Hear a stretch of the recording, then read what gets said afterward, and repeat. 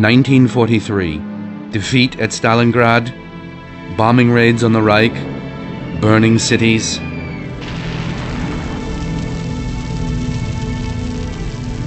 The Nazi regime is under pressure. Propaganda Minister Goebbels wants to win public support. In Berlin, he commits the nation to total war. Engländer behaupten, das deutsche Volk wehrt sich gegen die totalen Kriegsmaßnahmen der Regierung. Es will nicht den totalen Krieg, sagen die Engländer, sondern die Kapitulation.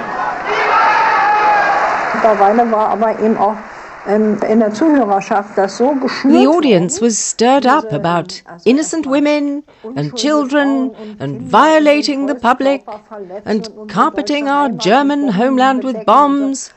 And of course, this fed the anger in the crowd. And when the questions came and the shouting started, all control was lost. War das nicht mehr kontrolliert.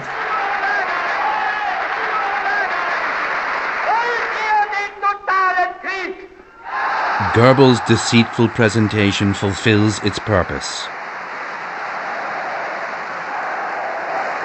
Wir waren so entsetzt, wie es möglich war. We were absolutely aghast that it was possible to move this overcrowded stadium into a frenzied delirium, just asking such a question. Do you want total war? Yes, yes, all this screaming. It was a grim experience. We stood there paralyzed. One of the people standing with us said, "Clap, you must clap." Klatscht, ihr müsst klatschen, ihr müsst klatschen. Folge ihn, wenn nötig, totaler und radikaler, als wir ihn für uns heute überhaupt erst vorstellen können. Ich habe mir es nicht vorstellen können, was denn nun. I couldn't imagine anything being more total. Were we not to sleep at all now? Have nothing at all to eat? See all the men killed, the civilian population too? I just couldn't imagine an escalation. It was horrible enough. Nun, Volk, steh auf und so, Just how close the consensus was outside of this hall remains unclear. The total war, however, led to defeat.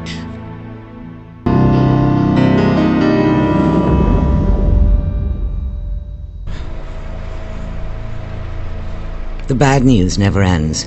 In the early 30s, Germany finds itself in a serious crisis, both politically and economically. At the time, Germany was a country with over 6 million unemployed.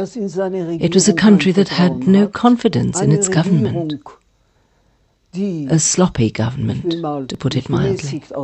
Not a good advert for democracy. Frequently changing cabinets, such as under Chancellor Franz von Papen, have no support in Parliament. They're propped up by regulations intended for emergency rule, which undermine democracy. The Constitution does not prevent enemies from feeding off the crisis.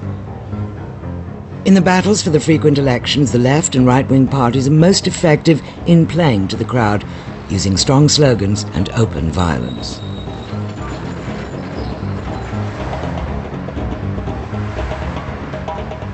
Many of the confused voters have little sense for democracy and cast their votes for self-appointed saviors. With rapid growth, the opponents of democracy take the upper hand in the Reichstag. The Republic-loyal fraction of Social Democrats, Liberals and Catholics are now the minority, wedged between Nazis and German nationals on the right and communists on the left.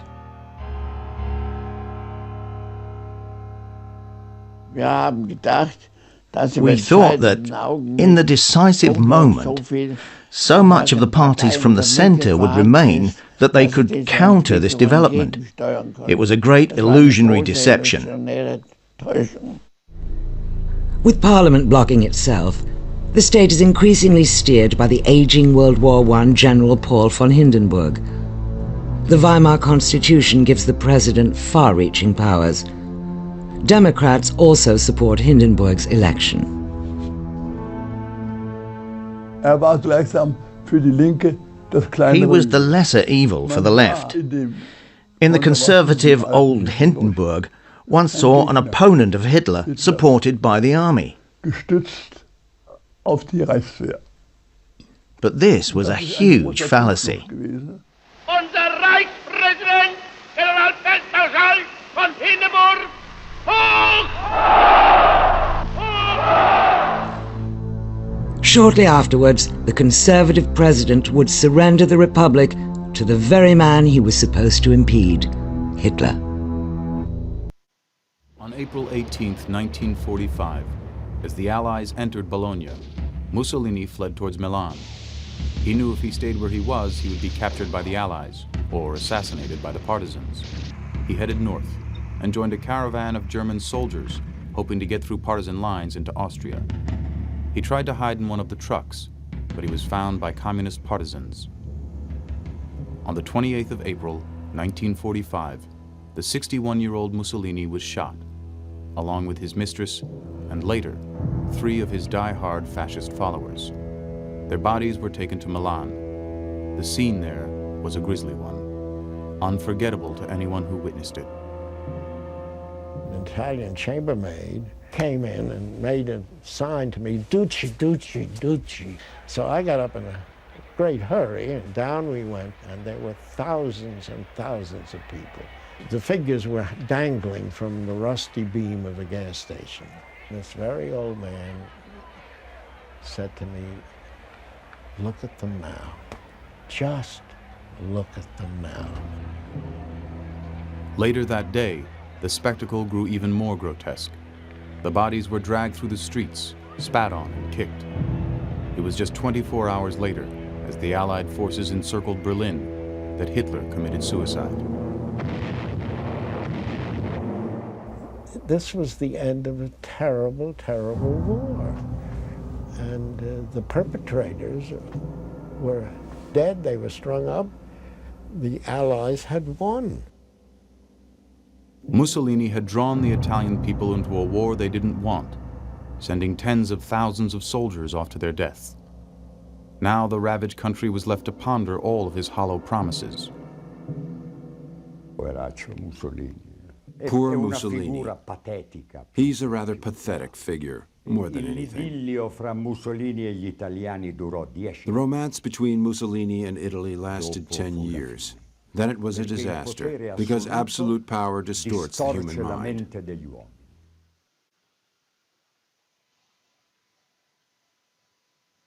Certainly on the eve of the battle, the expectation is that Africa is going to suffer the fate of North America. It's going to be conquered and settled by European Americans. And everything that, I mean, one would say that common sense in the late 19th century says that this is the future of Africa. That Africa will undergo its own kind of manifest destiny and be Europeanized in the fullness of time. And what ADWA does is it raises a simple but very important question. It calls common sense about the future of Africa into question. It raises doubts about it. And I think that's tremendously important. More broadly, I think the book speaks to how we understand empire working, or in this case not working. I mean, we know a lot about how it works simply because we know that in most instances empire succeeds, at least in the short run, whether we're talking about Asia or Africa or the Americas. One of the things that draws me to the Ethiopia story, and one of the things that kept me going over the years of research, was how interesting it was to look at a case where empire fails. Because it's by looking at the exceptional case that I think we begin to understand a little bit better what was so contingent about the process. I mean, empire is such a powerful force, and the imbalance in forces is so great that there is a sort of relentless quality to European imperialism in the 19th century. And then we have this singular exception, and I think it's just so interesting to look at, okay, so how did empire fail? What was it about the process that turns out to be contingent after all? And I think the ADWA story speaks to that in lots of ways. Greetings out there to everyone watching us on the internet. I am John Welsh, a graduate student of Italian here at Harvard University. And I'm joined here today by our next guest in the De Bosis Colloquium in Italian Studies. Professor Raymond Jonas is Professor of History at the University of Washington in Seattle, and he's here to talk with us today about his new book, The Battle of Adwa, African Victory in the Age of Empire. Professor Jonas, thank you very much for joining us here today. Thank you, John. I'm glad to be here. Thanks for inviting me. I'd like to start off with a very basic question. Could you just set the stage for anyone who might not be familiar with the Battle of Adwa? Sure. So the Battle of Adwa took place in the Ethiopian highlands on the 1st of March, 1896. And it was a confrontation between an Italian army and an Ethiopian army that resulted in a triumphal victory for Ethiopia and disastrous defeat for Italy. The loss of life on the Italian side, out of about 18,000 men, was close to 6,000. They had almost 3,000 prisoners. The Ethiopian casualties were even higher, probably close to 20,000 out of maybe as many as 100,000, but they won. So at least for those who survived, the casualties were acceptable. Now, in your book, you do a great job describing exactly why the Battle of Adwa is so crucially important. Could you say a few words about why this victory for Ethiopia was so important, not only for Italy and for Ethiopia, but for the future direction of world politics? There were a couple of firsts that are built into the story of Adwa, and one of them is that this is the first time that an African army had definitively defeated a European army.